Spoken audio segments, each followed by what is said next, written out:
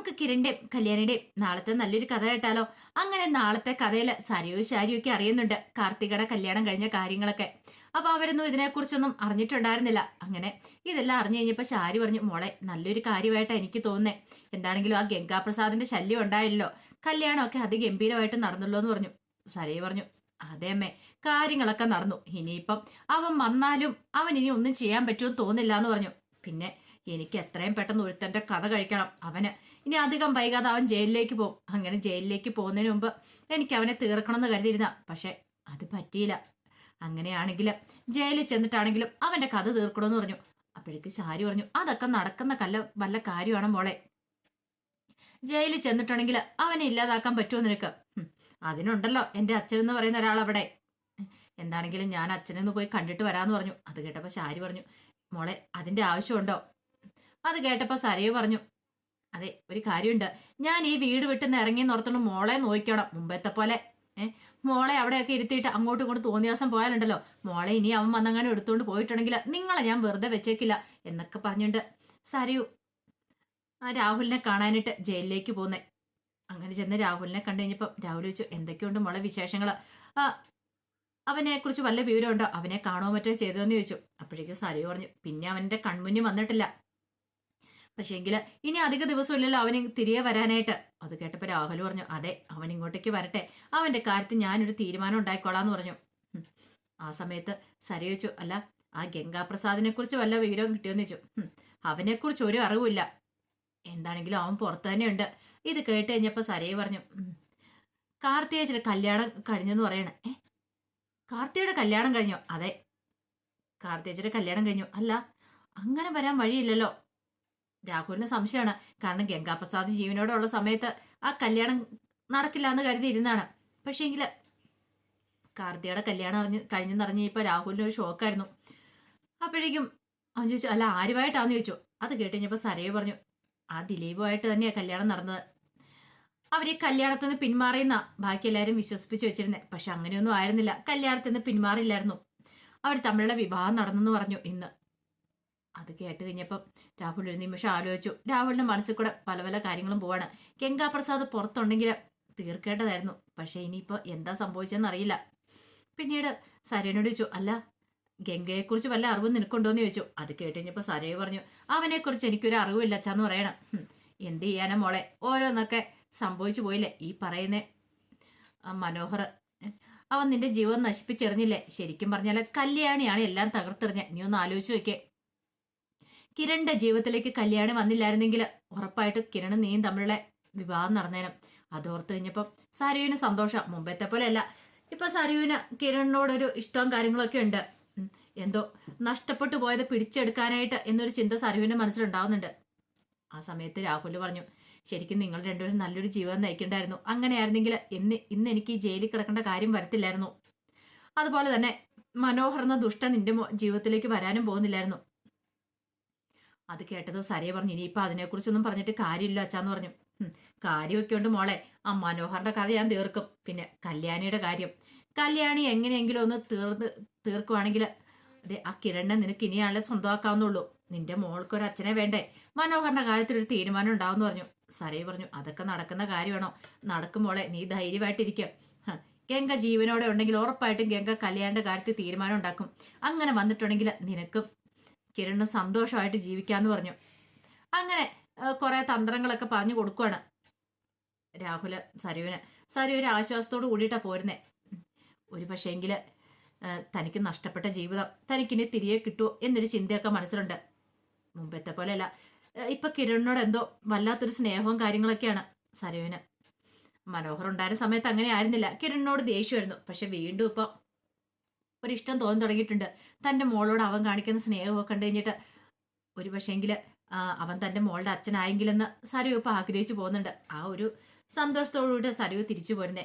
ആ സമയത്ത് രാഹുൽ നേരെ വിക്രത്തിന്റെ അടുത്ത് ചെന്നു. വിക്രത്തിന്റെ അടുത്ത് എന്നിട്ട് പറഞ്ഞു, എടാ നമ്മുടെ പ്രതീക്ഷകളൊക്കെ തകർന്നെന്ന് പറഞ്ഞു. എന്താ അങ്കിളെന്ന് ചോദിച്ചു. അല്ല, അവളുണ്ടല്ലോ ആ കാർത്തികയുടെ കല്യാണം കഴിഞ്ഞെന്ന്. കാർത്തികയുടെ കല്യാണം കഴിഞ്ഞെന്നോ?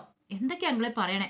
അതെ, ആ ദിലീപ് എന്ന് പറയുന്നവനുമായിട്ടാ കല്യാണം കഴിഞ്ഞ. അല്ല, അവൻ ഈ കല്യാണത്തിൽ നിന്ന് പിന്മാറിയെന്നല്ലേ പറഞ്ഞേ? അതൊക്കെ അങ്ങനെയൊക്കെ തന്നെയായിരുന്നു. പക്ഷെ കല്യാണം കഴിഞ്ഞെന്ന് പറഞ്ഞു. അത് കേട്ട് ഞാൻ വിക്രം പറഞ്ഞു, അങ്ങനെയാണെങ്കിൽ ഗംഗേട്ടൻ ഇത് അറിഞ്ഞു കാണത്തില്ലേ? അതെ, ഗംഗാപ്രസാദ് അറിഞ്ഞിട്ടില്ലെന്ന് എനിക്ക് തോന്നേ. അവൻ അറിഞ്ഞിട്ടുണ്ടെങ്കിൽ ഇത് ഒരിക്കലും നടക്കില്ല. ആരെ അറിയിക്കാതെയുള്ള ഒരു കല്യാണമായിരുന്നു പോലും. സരിയൊക്കെ പോലും അറിയുന്ന പിന്നീടാന്ന് പറഞ്ഞു.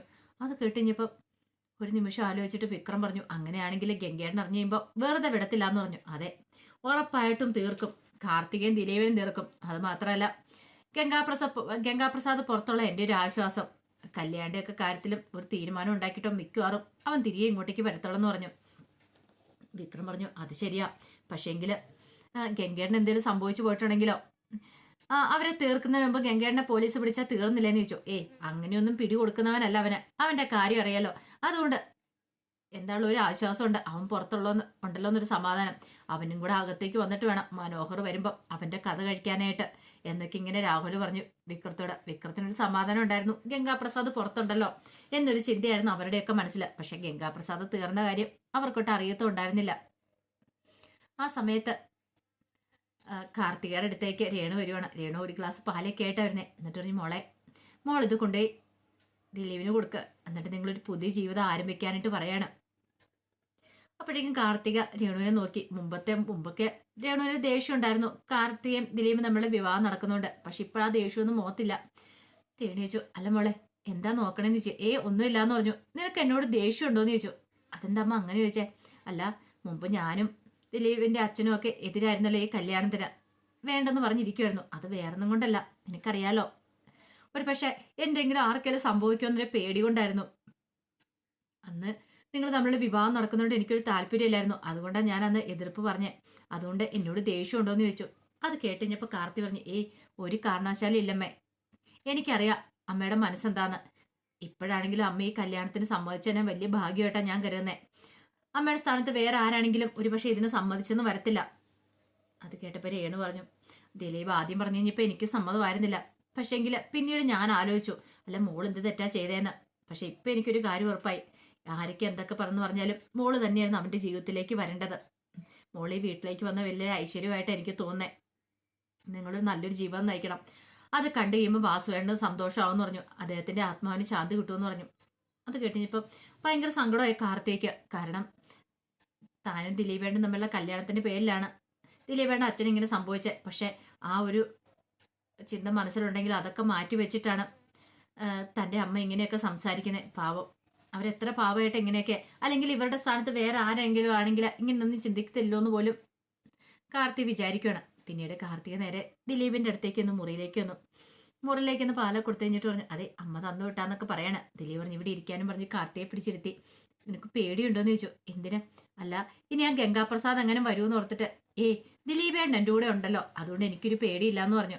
പിന്നെ അമ്മ എനിക്ക് ധൈര്യം തന്നിട്ടുണ്ട്, പഴയതുപോലെ ഒന്നും അല്ലാന്ന് പറഞ്ഞു. ദിലീപ് പറഞ്ഞു, അതെ അമ്മയ്ക്കുണ്ടായ മാറ്റം എന്നെ അത്ഭുതപ്പെടുത്തിയത്. അച്ഛൻ പോയതോടുകൂടി അമ്മ കുറച്ചുകൂടി ഒന്ന് ബോൾഡായി. അമ്മയ്ക്ക് കാര്യങ്ങളൊക്കെ തിരിച്ചറിയാൻ പറ്റുന്നുണ്ട്. പിന്നെ ഈ നമ്മുടെ കല്യാണം പറഞ്ഞു 1-2 ബന്ധുക്കാരൊക്കെ വിളിച്ചിട്ടുണ്ടായിരുന്നു, അവരൊക്കെ ഓരോന്ന് പറഞ്ഞെന്ന് പറഞ്ഞു. അത് കേട്ട് കഴിഞ്ഞപ്പോൾ കാർത്തി ചോദിച്ചു, അല്ല ദിലീപേണ്ണന് സങ്കടമായോ? എന്തിന്? നമ്മൾ അവരെ ഒന്നും പ്രതീക്ഷിച്ചല്ലോ ജീവിക്കുന്നേ, അവരെ കുറിച്ചൊന്നും ചിന്തിക്കണ പോലും ഇല്ലല്ലോ. അതൊന്നും ഓർത്ത് നീ പേടിക്കണ്ട, ഞാൻ അപ്പോഴേ പറഞ്ഞല്ലേ, ഓരോരുത്തർ ഓരോ കാര്യങ്ങളൊക്കെ പറഞ്ഞുകൊണ്ടിരിക്കും. അതിനെക്കുറിച്ച് ഓർത്ത് ടെൻഷൻ അടിക്കാൻ പോയിട്ടുണ്ടെങ്കിൽ നമുക്ക് അതിന് മാത്രമേ സമയം കാണത്തുള്ളൂ. അതിനെക്കുറിച്ച് ഞാൻ ചിന്തിക്കണ പോലും ഇല്ല എന്ന് പറഞ്ഞു. അങ്ങനെ അവരവരുടെ ജീവിതം തുടങ്ങുവാണ്. ഇതേ സമയത്ത് കല്യാണിക്ക് നല്ല ടെൻഷനാ. കല്യാണി കിരണോട് പറഞ്ഞു, കിരണേട്ടാ എനിക്ക് നല്ല പേടിയാവുന്നുണ്ട്, കാർത്തേച്ചനൊന്ന് വിളിച്ചു നോക്കിയാലോ. എന്തിന്? അവരിപ്പോൾ കിടന്ന് കാണുമെന്ന് പറഞ്ഞു. അല്ല, ഇനി ഞാൻ ഗംഗാപ്രസാദ് എങ്ങാനും അവിടെ ചെന്ന് കാണുവോ, അവൻ പ്രശ്നം ഉണ്ടാക്കുമെന്ന്. അതൊന്നും ഓർത്ത് നീ പേടിക്കണ്ട, നീ ധൈര്യമായിട്ടിരിക്കാൻ പറഞ്ഞ് കല്യാണിയെ ചേർത്ത് പിടിച്ചു. ഇനി അവരൊരു പ്രശ്നത്തിനും വരത്തില്ല എന്ന് പറഞ്ഞു. അതെങ്ങനെ കിരണേട്ടൻ എത്ര ഉറപ്പിച്ചു പറയാൻ പറ്റും? ഞാനാ പറഞ്ഞത്, കാരണം വരാനാണെങ്കിൽ അവൻ വന്നേരം. അവൻ ഇന്ന് വന്നില്ലല്ലോ, അപ്പൊ അവൻ വരാൻ വഴിയില്ല. അവൻ ഇവിടുന്ന് എങ്ങോട്ടെങ്കിലും കടന്നു കളഞ്ഞു കാണും, കല്യാണത്തെക്കുറിച്ചൊന്നും അവൻ അറിഞ്ഞു കാണത്തില്ല എന്ന് പറഞ്ഞു. അത് കേട്ടപ്പോൾ കല്യാണി പറഞ്ഞു, ഒരു പക്ഷെ എന്തെങ്കിലും അറിയുവാണെങ്കിൽ അവൻ വരത്തില്ലെന്ന് ചോദിച്ചു. അതിനിപ്പോ നീ എന്തിനാ വിഷമിക്കണേ? അവിടെ അങ്ങോട്ട് കയറി ചെന്ന് അവനൊന്നും ചെയ്യാനായിട്ട് ഇനി പറ്റില്ല, ആ കാര്യത്തിൽ പേടിക്കണ്ടെന്നും പറഞ്ഞുകൊണ്ട് കല്യാണിയെ ആശ്വസിപ്പിക്കുകയാണ്. പക്ഷെ അതേ സമയത്ത് കിരണിന്റെ മനസ്സിലൊരു ചിന്തയുണ്ട്, അവനെ ഇല്ലാതാക്കിയത് ആരാണ്? അവന്റെ തലക്കിട്ട് ആരോ മാറുമായിട്ട് അടിച്ചിട്ടുണ്ട്, അതുകൊണ്ടാണ് അവൻ മരിച്ചത്. പക്ഷെ അത് ആരായിരിക്കും എന്നൊരു ചോദ്യചിഹ്നം അവന്റെ മനസ്സിൽ കിടക്കുന്നുണ്ട്, കിരണിന്റെ മനസ്സിൽ. അപ്പൊ അതിന്റെ വിശേഷങ്ങളൊക്കെയാണ് കാണുന്നത്. ആ വിശേഷങ്ങൾക്കായി നമുക്ക് എല്ലാവർക്കും കാത്തിരിക്കാട്ടോ. ഒരിക്കൽ കൂടി എല്ലാവർക്കും ശുഭരാത്രി നേർന്നുകൊണ്ട് നിർത്തുന്നു. നന്ദി.